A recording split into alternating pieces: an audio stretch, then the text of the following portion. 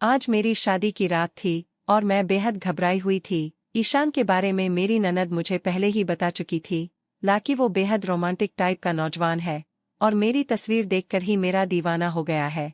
मैं उन लड़कियों में से न थी जो रोमांस को बहुत ज्यादा पसंद करती हैं। मुझे एक नॉर्मल लाइफ पसंद थी।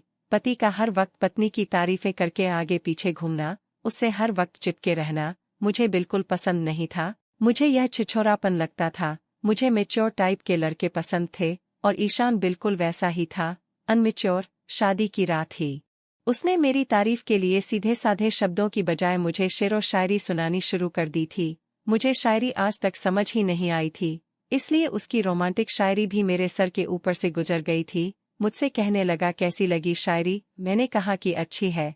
खैर, 1 साल के बाद ही समझ आती है कि उसका पति उसके लिए कितनी मोहब्बत रखता है। ईशान आम मर्दों से अलग था। आम मर्दों की तरह उसने मुझे यह नहीं कहा था कि मेरी माँ के आगे जवान मत चलाना, उनके हुक्म के आगे सर झुकाए रखना, मेरी बहनों की सेवा करना, जब भी वह ससुराल से आए तो उन्हें शिकायत का मौका ना देना। यह सब कुछ उसने नहीं कहा था। उसने तो बस अपनी और मेरी बात की थी। शादी के शुरू के दिन बहुत ही अच्छे गुजरे थे। ईशान का इरादा था कि हम लोग हनीमून के लिए मनाली, शिमला, नैनीताल और फिर कश्मीर की खूबसूरत वादियों में घूमने जाएंगे और लाइफ को खूब एंजॉय करेंगे। शौक तो मुझे भी घूमने फिरने का बहुत था, लेकिन शादी के फौरन बाद ही मेरे ससुर की तबीयत कुछ ज्यादा ही खराब हो गई, इसलिए उन्होंने हमें जाने से मना कर दिया। कहने लगे, अगले महीने चले जाना। एक तो शादी पर भी बहुत खर्चा हो चुका है और अब मेरी बीमारी पर भी अस्पताल पर पैसे लग रहे हैं। वैसे तो इस बात को सुनकर मेरा मूड खराब हो जाना चाहिए था, लेकिन मैं बिल्कुल नॉर्मल थी। हाँ, ईशान का मूड बेहद खराब हो चुका था। कहने लगा, यह भी कोई बात हुई भला? सब लोग शादी के फौरन बाद हनीमून पर जाते हैं, 1 महीने बाद कौन जाता है? मैंने कहा, ईशान कोई बात नहीं, पापा जी की तबीयत ठीक नहीं है, अगले महीने चले जाएंगे। मेरे प्यार से समझाने पर बस उसे एक ही काम आता था, मुझसे मोहब्बत भरी बातें करना।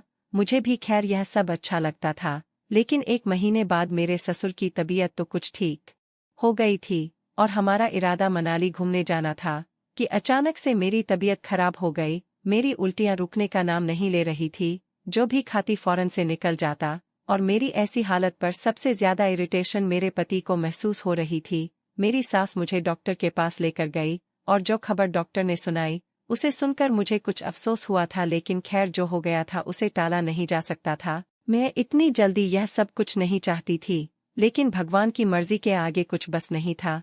ये बात मेरे लिए बहुत ज्यादा खुशी का कारण भी थी, क्योंकि माँ बनना एक अलग ही खूबसूरत एहसास होता है। लेकिन डॉक्टर ने मेरा सफर मना कर दिया था। कहने लगी, तुम्हें पहाड़ी जगह पर बिल्कुल नहीं जाना चाहिए, क्योंकि तुम्हारे लिए यह खतरनाक साबित हो सकता है। पहली प्रेगनेंसी है, सावधानी रखना जरूरी है। अगर एक बार प्रॉब्लम हो गई तो फिर हर बार प्रॉब्लम होगी। मैं तो इन चीजों से वैसे ही बहुत घबरा रही थी, इसलिए मैंने कहा मुझे कहीं नहीं जाना। मेरी सास को भी यही सही लगा, लेकिन जब यह खबर ईशान को मालूम हुई तो उसने तो शोर मचा के रख दिया। कहने लगा, इतनी जल्दी कैसे हो सकता है? मेरा तो ईशान की बात सुनकर सांस ही अटक गया था। मुझे लगा कि शायद वह मुझे बदकिरदार और चरित्रहीन कहने की कोशिश कर रहा है, लेकिन उसकी अगली बात में मेरी सांस बहाल की थी। वह कहने लगा, लोग अपनी शादी के पास 5-5 साल तक बच्चे का प्लान नहीं करते और अपनी लाइफ को एंजॉय करते हैं, और एक तुम हो कि इतनी जल्दी? क्या कुछ महीने बाद यह सब कुछ नहीं हो सकता था? मैंने कहा, ईशान, इस सब में मैं क्या कर सकती हूँ? यह तो भगवान की मर्जी है, और अगर तुम्हें बच्चा नहीं चाहिए था तो तुम्हें यह बात पहले सोचना चाहिए थी, तुम्हें सावधानी रखनी चाहिए थी। वह कहने लगा, देखो, इस चीज को इतना ज्यादा इशू मत बनाओ, हम अबॉर्शन करवा लेते हैं, बच्चा कुछ साल बाद पैदा हो जाएगा। मैंने कहा, मैं किसी कीमत पर अपने बच्चे का कत्ल नहीं कर सकती। वह कहने लगा, तो फिर प्रेगनेंसी में भी औरतें सब कुछ करती हैं, घूमती फिरती हैं, एंजॉय करती हैं। लेकिन मैंने साफ मना कर दिया। मैंने कहा, डॉक्टर ने सख्ती से मना किया है, मैं कहीं नहीं जाऊंगी, और फिर यह पहाड़ी रास्ते बहुत ही खतरनाक होते हैं, इनमें सफर करना बहुत बड़ा रिस्क हो सकता है और मैं रिस्क नहीं ले सकती। जब हमारा बच्चा दुनिया में आ जाएगा तो हम चले जाएंगे।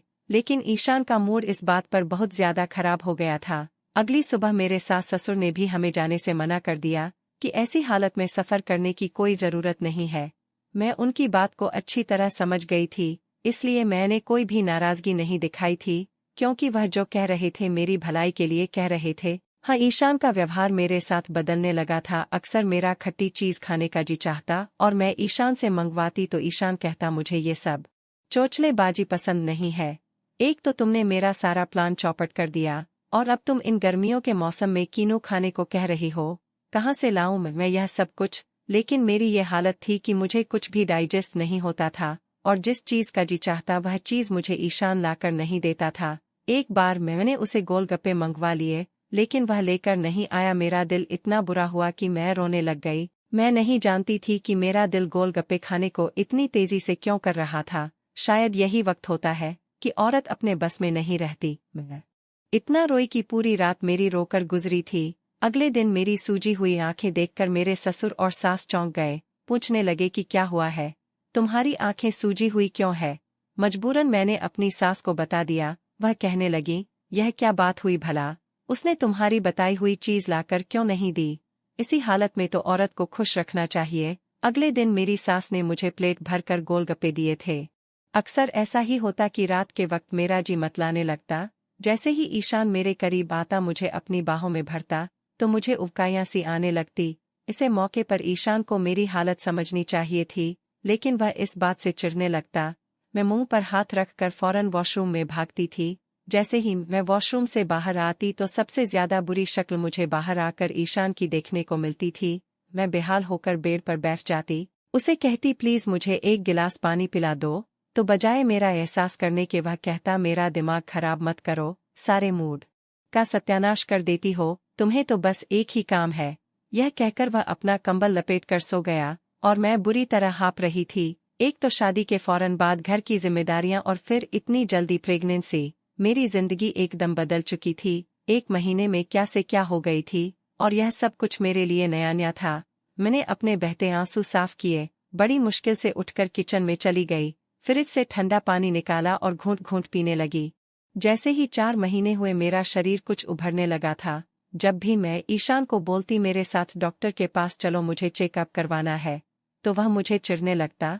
मुंह बिगाड़ते हुए कहता इस हालत में जहर लग रही हो तुम मुझे, इसे तुम्हें बाहर लेकर नहीं जाना। लोग ना जाने मुझे किन किन नजरों से देखेंगे। ऐसा करो माँ जी के साथ चली जाओ।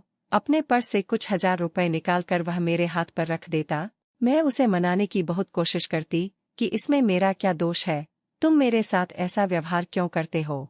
अब यूं ही दिन गुजरने लगे थे। यह 9 महीने मैंने बड़ी मुश्किल से गुजारे थे क्योंकि इन 9 महीनों में एक दिन भी ऐसा ना था कि मुझे उल्टी ना आई हो। लेकिन मेरे सब्र का फल मेरे भगवान ने मुझे बहुत खूबसूरत दिया था। मैंने एक बहुत ही प्यारे से बेटे को जन्म दिया था।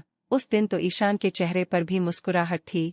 सबसे पहले उसने ही अपने बेटे को अपनी बाहों में भरा था और प्यार किया था। जाहिर है औलाद औलाद ही होती है। सब लोग बहुत खुश थे, मेरी नंद सास ससुर और खासकर ईशान। मेरा बेटा सी सेक्शन से पैदा हुआ था, इसलिए मुझे चलने फिरने में बेहद तकलीफ होती थी। पूरा दिन तो मेरी सास और नंदे और घर की नौकरानी मेरा ख्याल रख लेती थी। लेकिन अगर रात को मुझे वॉशरूम जाना पड़ता तो इंसान मेरा हाथ तक नहीं पकड़ता था। कहता था प्लीज मैं यह सब नहीं कर सकता। मैं बड़ी मुश्किल से बेड से उठती थी, दीवार पड़कर सहारा लेते हुए वॉशरूम जाती थी। फिर यह भी डर होता था कि कहीं गिर गई तो मुसीबत हो जाएगी। अभी मैं बहुत मुश्किल से तकलीफ को सहते हुए वॉशरूम से बाहर आकर बेड पर बैठी थी। बुरी तरह से पसीने से भीग चुकी थी। मेरा सांस से सांस नहीं मिल रहा था। बुरी तरह से हाफ रही थी कि मेरा बेटा रियान नींद से जाग गया। उसे शायद भूख लगी थी। ईशान उस वक्त गहरी नींद में था, लेकिन रियान के रोने की आवाज सुनकर बजाय उसे पकड़ने के मुझे कहने लगा, निहारिका प्लीज इसे चुप करवाओ, मुझे सुबह ऑफिस भी जाना है। मैंने कहा ईशान थोड़ी देर के लिए इसे पकड़ लो, देख नहीं रहे मेरी क्या हालत हो गई है। कहने लगा बस भी करो, यह बच्चे संभालना और पालना मेरे बस की बात नहीं है। मैं यह सब नहीं कर सकता, पकड़ो भाई इसे। अजीब मुसीबत है, रात को सोना भी नसीब नहीं होता। यह कहकर उसने अपना तकिया और कंबल उठाया और कमरे से बाहर चला गया। मेरा बेटा रियान रोए जा रहा था और मेरी हालत ये थी कि मैं बैठ भी नहीं पा रही थी। मुश्किल से मैंने अपने पाँव बेड पर रखे और बेआवाज आंसुओं के साथ रोते हुए अपने बच्चे को उठाया था। उसे सीने से लगाकर मैं भी फूट फूट कर रोने लगी थी। क्या यह होती है मर्द की मोहब्बत? मैंने उसकी औलाद को 9 महीने अपने शरीर का हिस्सा बनाया था। मौत से लड़कर उसके बच्चे को इस दुनिया में लाई थी और उसे बाप बनाया था। क्या उसका इतना भी फर्ज नहीं बनता था कि वह मेरी हालत को देखते हुए मुझ पर तरस खा लेता। 1 महीना कैसे गुजरा था, यह मैं ही जानती हूँ। बेशक मेरी सास बहुत अच्छी थी, लेकिन 10 दिन बाद तो उन्होंने भी कह दिया था कि थोड़ा सा तुम भी किचन में चली जाया करो। ईशान को तुम्हारे ही हाथ के नाश्ते की आदत लग गई है। मैं नाश्ता बना कर देती हूँ तो 100 कमियां निकलता है। बच्चे की पैदाइश की 1 महीने के बाद मैं नहा धोकर अच्छे से फ्रेश हुई थी और भगवान की पूजा भी की थी, और इस 1 महीने में ही ईशान का सब्र जवाब दे गया था। न उसे मेरा एहसास था, न ही छोटे बच्चे का। उस दिन रियान के पेट में दर्द था, वह बार बार सोते से उठकर रोने लगता था। बड़ी मुश्किल से मैंने उसे सुलाया था। रात के 2 बजे तक मैं रियान को सुलाकर फ्री हो पाई थी। मैं खुद भी नींद से बेहाल हो चुकी थी। जैसे ही रियान गहरी नींद में गया और मैं सोने के लिए लेटी, उसी वक्त ईशान मेरे करीब आ गया और मुझे अपनी बाहों में समेटने लगा। मेरी आंखें नींद से चूर थी। मैंने कहा, प्लीज ईशान मुझे सोने दो। कहने लगा, बको मत, 1 महीने से बस तुम्हारी शक्ल ही देख रहा हूँ। खबरदार जो आज मुझे जरा भी नखरा दिखाने की कोशिश की तो। वह रात मेरी ईशान की नजर हो चुकी थी। फ्री होने के बाद वह मेरी तरफ से करवट लेकर सो चुका था और मैं बेदम सी बेड पर पड़ी रही थी। खुद को समेटते हुए वॉशरूम गई और फ्रेश होकर बाहर आई थी। मुझे अभी सोए हुए बस 1 ही घंटा गुजरा था कि रियान फिर से रोने लगा। उसकी आवाज सुनकर मुझे ही उठना पड़ा था। मेरा जी चाहा कि रो दूं। क्या सारी कुर्बानियां औरत के लिए होती हैं? शाम के 7 बजे रियान का रोना शुरू हुआ था और सुबह 8 तक जारी रहा था। मैं उसे गोद में लेकर कमरे के चक्कर लगाती रही थी, तब कहीं जाकर वह सोया था और मेरी यह हालत थी कि चक्कर खाकर गिर जाऊंगी। रियान को बेड पर लिटाकर मैं कमरे से बाहर निकल गई, क्योंकि सास ने भी रात को कह दिया था अब कल से घर संभालो, इसलिए सास ससुर को नाश्ता बना कर दिया। फिर ईशान के ऑफिस की तैयारी करने लगी। पूरा दिन मेरा घनचक्कर बने गुजरने लगा था। रात को रियान सोता तो ईशान अपनी बेताबियों के साथ जाग उठता। कई बार मैं से कह चुकी थी, मेरा ऑपरेशन हुआ है, ईशान कुछ तो मेरा एहसास करें। लेकिन मर्द को शायद इन बातों से कोई मतलब नहीं होता। वह मुझे शरारत करते हुए कहता कि मेरा ख्याल कौन रखेगा फिर। कसम से बड़ी जालिम हो तुम। इतना चाहने वाला पति है तुम्हारा और एक तुम हो कि उसकी मोहब्बत का जवाब मोहब्बत से देने की बजाय नखरे दिखाती हो। मैं यह सब सुनकर चुप हो जाती। दिन रात की जिम्मेदारियां संभालते संभालते मैं थक चुकी थी। अब तो मेरे चेहरे की रौनक भी मुरझाने लगी थी। पूरी रात रियान जगाए रखता और पूरा दिन सोता रहता था, और दिन भर मुझे आराम की बजाय पूरे घर को संभालना पड़ता था। कामों से फुर्सत नहीं मिलती थी। मेरी आंखों के नीचे काले गहरे गड्ढे पड़ने लगे थे। उस पर भी ईशान मुझे ताने देने लगा था। कहता, यह तुमने एक ही बच्चे में अपना क्या हाल बना रखा है। अपना शरीर देखा है, तुमने हर तरफ से फैलने लगी हो। कम ऑन यार, थोड़ा कम खाया करो। तुम्हें पता है ना मोटी लड़कियों से मुझे कितनी चिढ़ है। यार प्लीज खुद को मेंटेन करके रखो। ईशान ना जाने क्यों बहुत चिड़चिड़ा सा रहने लगा था। हालांकि घर की और बच्चे की जिम्मेदारियों के बावजूद मैं ईशान के घर आने से पहले तैयार हो जाती थी, लेकिन आजकल उसे मुझ में कमियां ही कमियां नजर आने लगी थी। 1 साल बीत गया था और रियान अब पैर पैर चलने लगा था, लेकिन ईशान का व्यवहार एकदम बदल चुका था। अक्सर ऑफिस से आते ही खाना खाकर दोस्तों में चला जाता और कहता, देर से आऊंगा। कई बार मैं ईशान से कह चुकी थी कि मुझे और रियान को कभी तो कहीं घुमाने ले जाया करो, लेकिन वह सुनता ही नहीं था। कहता, बिजी हूँ, ऑफिस के कामों से फुर्सत नहीं मिलती, तुम मम्मी पापा के साथ चली जाया करो। यह कहकर वह तैयार होकर दोस्तों में चला जाता। रात को देर से घर आता। कभी कभी तो रात के 2 बजे तक मैं उसका इंतजार करती रहती, लेकिन एक बार जब वह घर आया तो उसकी आंखें मुझे नशे से चूर लग रही थी। गाना गुनगुनाते हुए वह घर में दाखिल हुआ था। मैं इस वक्त गुस्से में थी। वह मुस्कुराते हुए मेरे गाल पर चुटकी काटकर कहने लगा, हाय स्वीट हार्ट, कैसी हो जाने मन। यह कहकर कमरे की तरफ जाने लगा। मैंने घर का में गेट बंद किया और कमरे में आते ही दरवाजा बंद कर लिया और ईशान से कहा, आपने यह क्या तमाशा लगा रखा है। रोज आप 2 बजे आते हैं, ऐसे कौन से दोस्त हैं आपके जो रात भर आवारागर्दी करते रहते हैं? क्या उनकी पत्नियां उनसे नहीं पूछती हैं? मेरे तपे हुए शब्दों को सुनकर ईशान भी सीरियस हो गया। कहने लगा, मतलब क्या है तुम्हारा? सारी रात तुम्हारे पास बैठा रहा करूं, कहीं आने जाने पर भी पाबंदी है मुझे। मैंने कहा, ईशान हर चीज की एक हद होती है। सिर्फ दोस्त ही आपकी जिंदगी में रह गए हैं वक्त देने के लिए। मेरा भी दिल चाहता है कि आप मुझसे बातें करें। वह मेरी बात सुनकर कहने लगा, तुम्हारे पास समय ही कब होता है मेरे लिए? जब देखो रियान रियान करती रहती हो। मैं तो ईशान की बात सुनकर हैरान हुई थी। मैंने कहा आपको अपने बच्चे से जेलसी है ईशान। वह कहने लगा शट अप निहारिका, मुझे क्यों अपने बच्चे से जेलसी होगी, बस मैं बिजी हो गया हूँ। ऑफिस से थका हुआ आता हूँ तो मुझे रिलैक्स चाहिए होता है, इसलिए अपने दोस्तों के साथ जाकर बैठ जाता हूँ। अब तुमसे यह भी बर्दाश्त नहीं होता। यह कहकर वह अपने कपड़े बदल कर सो गया था। अगले दिन जब मैं उसके कपड़े धोने लगी तो उसकी शर्ट की पिछली तरफ लिपस्टिक का निशान देकर मेरे होश उड़े थे। मैंने वह शर्ट वैसे की वैसी रख दी। पूरा दिन मेरा गुस्से से बुरा हाल रहा था। अब मुझे याद आने लगा कि ईशान ने अपने मोबाइल पर पासवर्ड लगाया हुआ था। इससे पहले उसने कभी नहीं लगाया था। अब वह अक्सर कमरे में फोन पर बैठा किसी से हंस हंस कर बातें करता रहता था। जब भी मैं कमरे में आती तो फौरन से फोन बंद कर देता। कहता मैं बाद में तुमसे बात करूंगा। मैं पूछती किसका फोन था तो एकदम गड़बड़ा जाता। कहता दोस्त का फोन है और फिर बात को बदल देता। रात को जब ईशान ऑफिस से वापस आया तो खाना खाते ही मुझसे कहने लगा मैं दोस्तों के पास जा रहा हूँ, रात को देर से आऊंगा। मैंने कहा आज आप कहीं नहीं जाएंगे। वह कहने लगा फिर तुम हारा, वही रोज का तमाशा शुरू हो गया है। वो गुस्से से कह रहा था। मैंने अलमारी से उसकी शर्ट निकाली और उसके ऊपर फेंक दी। मेरी इस हरकत पर वो कहीं लगा क्या बदतमीजी कर रही हो तुम मेरे साथ, यह क्या हरकत है। शर्ट उसके मुंह पर जाकर लगी थी और फिर जमीन पर गिर गई थी। वो गुस्से से मुझे घूर रहा था। मैंने वो शर्ट पकड़ी और लिपस्टिक का निशान दिखाया। मैंने कहा ये सब क्या है। जैसे ही उसकी नज़र निशान पर पड़ी थी उसकी रंगत उड़ी थी। मैंने कहा तो ये है तुम्हारी वो दोस्त जिसे तुम रोज मिलने जाते हो। ईशान कौन है यह लड़की। वो मुझसे नजरें चुराने लगा। मेरे शब्द तेज हुए थे। मैंने कहा मैं आपसे कुछ पूछ रही हूँ, कौन है ये लड़की जो आपके इस हद तक करीब है। मेरी आवाज में ना चाहते हुए भी नमी उतर आई थी। मेरी आंखों से आंसू बहने लगे थे। मैंने कहा क्या कमी थी मेरी मोहब्बत में या मेरी वफा में जिसका आपने मुझे यह सिला दिया है। मेरी बात पर वो तंजिया मुस्कुराया था। कहने लगा मोहब्बत।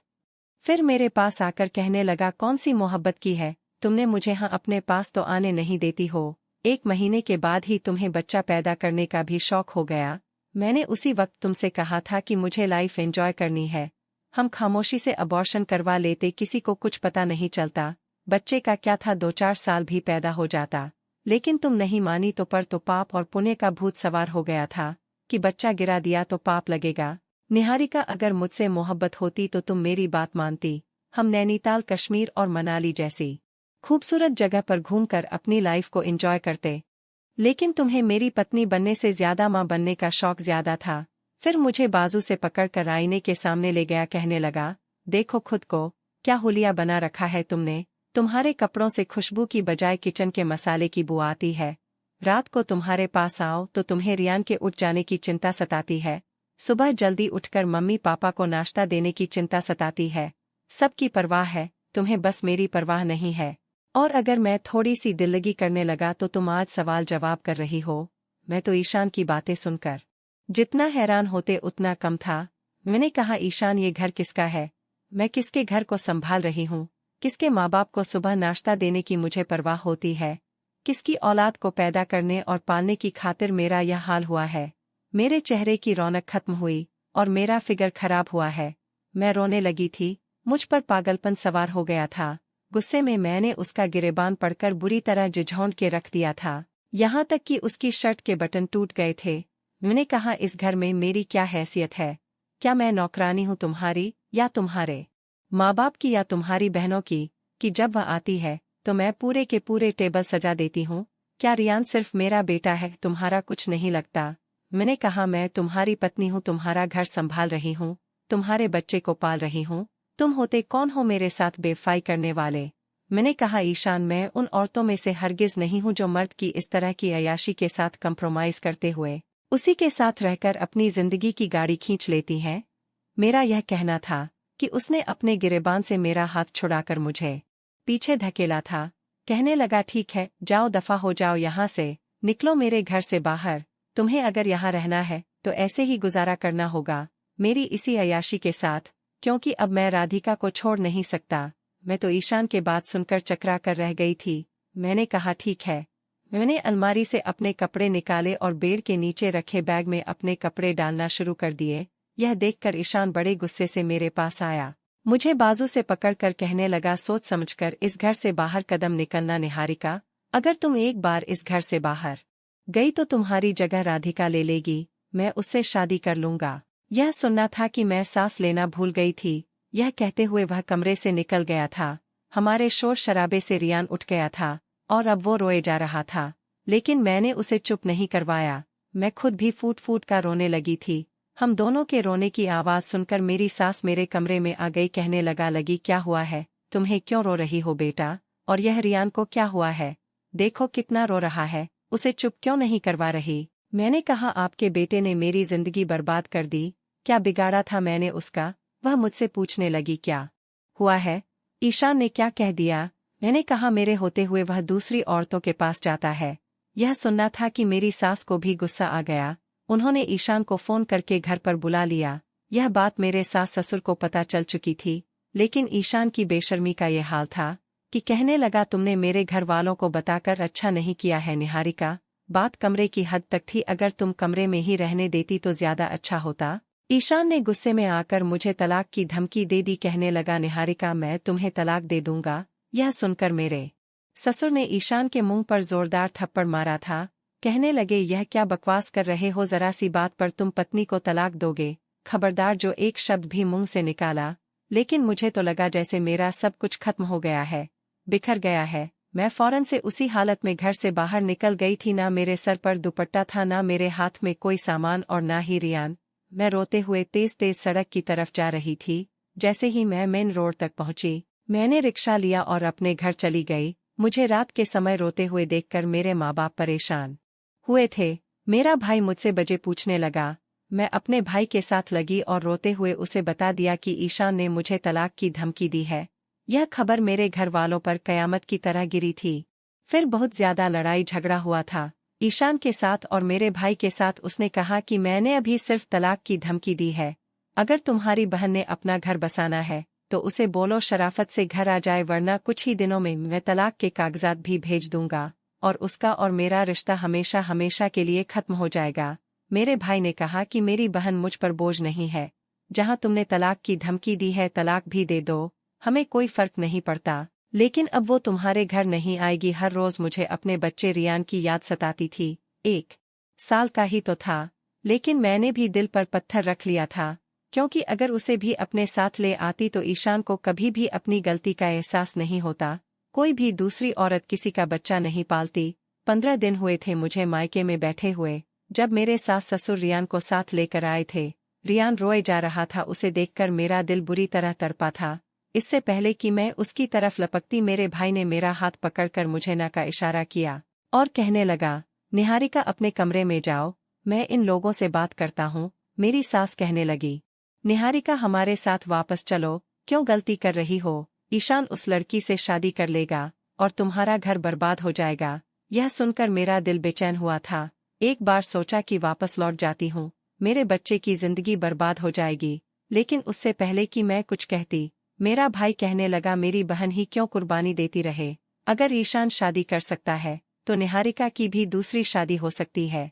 अपने बेटे से कहो कि तलाक के कागजात भेज दे, मेरी बहन निहारिका को उसके नाम पर बिठाए नहीं रखूंगा। मेरी सास रोने लगी, कहने लगी रियान की जिंदगी बर्बाद हो जाएगी, माँ ही औलाद की खातिर कुर्बानी देती है। मर्द तो ऐसे शौक पाल लेते हैं, लेकिन वक्त गुजरने के साथ बाज भी आ जाते हैं। मेरे भाई ने कहा माफ कीजिए आंटी जी, लेकिन हमारे समाज में आप जैसी ही माँओं की ऐसी बातों की वजह से ही बेटे अपनी पत्नी के होते हुए बाहर के ऐसे गंदे शौक पलते हैं, क्योंकि उनकी परवरिश आप जैसी माएँ यह सोच कर करती हैं कि लड़का है, अगर ऐसा काम शौक में कर भी लेगा तो कोई बात नहीं, औरत सब्र करके बैठ जाएगी। लेकिन हर बार औरत ही सब्र क्यों करे, आदमी को भी अपनी गलती का एहसास होना चाहिए। मेरे सास और ससुर चले गए थे, मुझे अपने बच्चे के बिना जिंदगी उदास लगती थी। लेकिन मेरा भाई मुझे समझाने लगा तुम सब्र करके बैठी रहो, अगर तुम यूं चली गई तो ईशान एक के बजाय 10 औरतों से संबंध रखेगा, क्योंकि उसे लगेगा कि तुम्हारे पास दूसरा ऑप्शन ही नहीं है। 2 महीने गुजरने के बाद ईशान मुझे लेने आया था। इत्तिफाक ऐसा था दरवाजा मैंने ही खोला था। शेव बड़ी हुई थी, आंखें भीगी हुई थी, मुझे देखकर शर्मिंदा भी हुआ था। मैंने दरवाजा बंद करना चाहा तो उसने अपना हाथ दरवाजे के बीच में रखकर दरवाजा बंद होने से रोका था। कहने लगा निहारिका भगवान के लिए मेरी बात सुन लो, तुमने अपना फोन तक अपने भाई को दे रखा है। मैं तुमसे पिछले 15 दिन से बात करना चाहता हूँ, लेकिन तुम्हारा भाई। दरवाज़ा खोलो निहारिका, मुझे तुमसे बात करनी है। वह दरवाज़ा ढकेल के अंदर आ चुका था। शोर की आवाज़ सुनकर मेरा भाई और मेरे माँ बाप भी अपने कमरों से बाहर आ गए थे। दरवाजे पर ईशान को देखकर मेरा भाई गुस्से में आ गया और कहने लगा, यहाँ पर क्या करने आए हो? ईशान ने कहा, अपनी पत्नी को लेने आया हूँ। यह सुनकर मेरा भाई गुस्से से कहने लगा, वह पत्नी जिसे तुम तलाक दे चुके हो? उसने कहा, तलाक की धमकी दी थी, तलाक नहीं दी थी। और निहारिका अब भी मेरी पत्नी है, मैं उसे यहाँ से ले जाने का पूरा हक रखता हूँ। मेरा भाई मुझसे कहने लगा, निहारिका अपने कमरे में जाओ। मैं कमरे में जाने लगी, लेकिन ईशान की अगली बात सुनकर मेरे कदम वहीं रुक गए थे। ईशान कहने लगा, निहारिका, रियान बहुत बीमार है और अस्पताल में एडमिट है। मेरा बच्चा मर जाएगा, भगवान के लिए मेरे साथ चलो। यह सुनना था कि मैं तड़प कर पीछे पलटी थी। मैंने कहा, क्या हुआ मेरे बच्चे को? ईशान, उसकी आंखों से आंसू बह रहे थे। कहने लगा, जब से तुम आई हो बुखार नहीं उतर रहा उसका, बहुत कमजोर हो गया है। मैं फौरन ईशान के साथ चली गई। मेरा भाई मुझे पीछे से आवाज देता रह गया, लेकिन मैं रुक नहीं थी। मुझे इस समय सिर्फ और सिर्फ रियान की परवाह थी और किसी की नहीं। 3 दिन मैं अपने बेटे के पास अस्पताल में रही। मुझे देखकर उसके चेहरे की मुस्कुराहट लौट आई थी। मैंने उसे अपने सीने से लगा लिया था, गोद में भरकर चूम लिया था। वो मम्मा मम्मा कह रहा था। मैं उसे बेनथा चूम रही थी और रो रही थी। 3 दिन में उसकी तबीयत काफी ठीक हो गई थी। हॉस्पिटल से भी छुट्टी हो गई तो ईशान मुझे सीधा घर ले गया था। मेरे सास ससुर भी खुश हो गए थे। रात को रियान के सोने के बाद ईशान मेरे करीब आ गया, मेरे सामने हाथ जोड़कर माफी मांगने लगा। कहने लगा, निहारिका, मुझे माफ कर दो। मुझे समझ आ गई है कि पत्नी पत्नी ही होती है। यह हर दूसरे तीसरे लड़के से दोस्ती करने वाली लड़कियां कभी घर नहीं बसा सकती। उन्हें सिर्फ पैसा और अय्याशी ही प्यारी होती है। मेरा तुमसे वादा है, मैं आगे कभी तुम्हारे साथ बेईमानी नहीं करूंगा। मैंने कहा, मैं सिर्फ अपने बेटे के लिए वापस आई हूँ ईशान, आपके लिए नहीं। मेरी बात सुनकर वह बेचैन सा हुआ था। कहने, मैं जानता हूँ तुम मुझसे बहुत नाराज हो, तुम्हें होना भी चाहिए, लेकिन निहारिका, मुझे हर हाल में तुम्हारा साथ चाहिए। मैं अब तुम्हारे बिना नहीं रह सकता। मुझे अपनी गलती का एहसास हुआ है और मैं अपनी इस गलती का पश्चाताप भी करने को तैयार हूँ। एक बार मेरी बात का विश्वास करके देखो, मैं तुम्हें जिंदगी में सारी खुशियाँ दे दूंगा और प्लीज इनकार मत करना।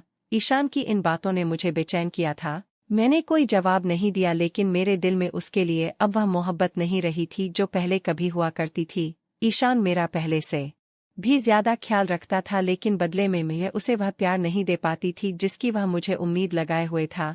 पति पत्नी का रिश्ता ऐसा ही होता है, किसी शीशे की तरह एक बार दरार आ जाए तो कभी पहले जैसी मजबूती नहीं रहती। मेरी खामोशी ईशान को खलने लगी थी। बार बार कहता, निहारिका, तुम पहले जैसी नहीं रही, लेकिन मैं उसे जवाब नहीं देती। मर्द क्यों ये समझता है कि वह कुछ भी कर ले, पत्नी उसे हमेशा माफ करके पहले जैसी मोहब्बत देती रहेगी? ऐसा नहीं होता। मैंने उसको उसके घर को बसाने की खातिर अपनी नींद, अपना चैन, अपनी खूबसूरती तक को मिटा दिया था और उसने अपनी वफा देने के बजाय मुझे तलाक की धमकी दी थी और मुझे घर से निकाल दिया था। और उसे होश उस वक्त आया जब उस लड़की ने उससे शादी करने से इनकार कर दिया। फिर वह मुझसे पहले सी मोहब्बत की उम्मीद लगा रहा था। अगर वह लड़की उससे शादी के लिए इनकार ना करती तो क्या ईशान मुझे वापस इस घर में लेकर आता और मुझे मोहब्बत और वफा दे पाता? मेरा आप लोगों से यही सवाल है, क्या मुझे ईशान को माफ करके उसे दिल से स्वीकार कर लेना चाहिए या फिर सिर्फ अपने बच्चे रियान की खातिर मुझे ईशान का साथ निभाना चाहिए? दोस्तों, कहानी कैसी लगी जरूर बताना। पसंद आई हो तो प्लीज लाइक करना। रोज एक नई कहानी सुनने के लिए हमारे चैनल को भी सब्सक्राइब करना। कहानी को अंत तक सुनने के लिए आप लोगों का बहुत बहुत धन्यवाद। मिलते हैं अगली किसी नई कहानी के साथ।